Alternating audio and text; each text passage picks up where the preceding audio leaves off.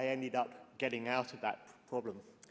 Years later, though, I come and I had the honour of representing the Labour Party at the general election in Rutland and Melton constituency.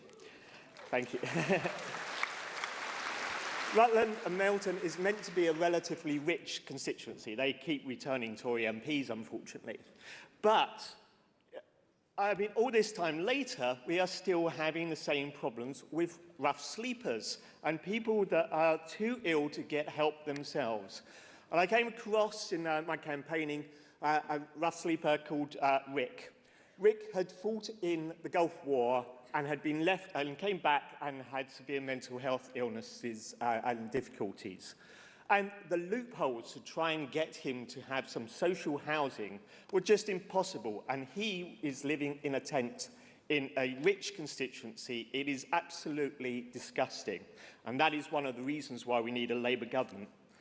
I'd just like to say a bit more about rare illness, because someone said earlier about ADHD and the cost of drugs to treat ADHD.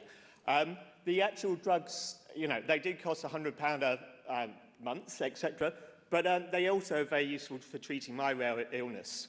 Unfortunately, we have health rationing these days, and I only am allowed these drugs 3 days a week. What am I meant to do the other 5 days of the week? So, I mean, this is, you know, the privatisation by the back door. And it's not just my rare illness. Again, I'm standing up in Rutland and Melton. We had a case of a child that's got a growth development problem and just needs growth hormones to tackle that. That's, you know, recommended by their consultant. But, you know, Tory health cuts, that is being vetoed. That costs us, I mean, just forgetting the human terms in it just for a moment, that costs us so much in terms of that child is going to have so many difficulties when they go through their life. So, you know, but of course, you know, the human cost is far more than that. Anyway, thank you very much, and yeah.